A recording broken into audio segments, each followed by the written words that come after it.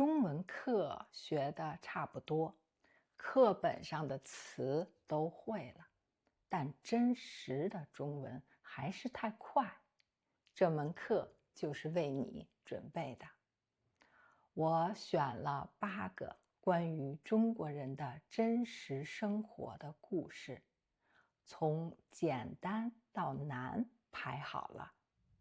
每一集你都会听到最真实的中文，学到10个真实的词。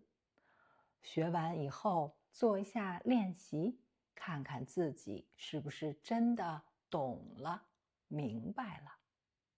我还准备了免费的 PDF， 里面有文字、生词和练习题。学完可以给我留言，告诉我你听懂了多少。现在就可以开始。8个故事，一集比一集难一点。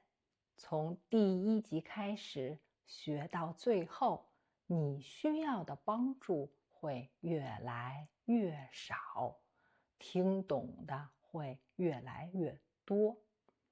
如果有的地方听不懂也没有关系。下载学习 PDF， 我们现在就开始吧。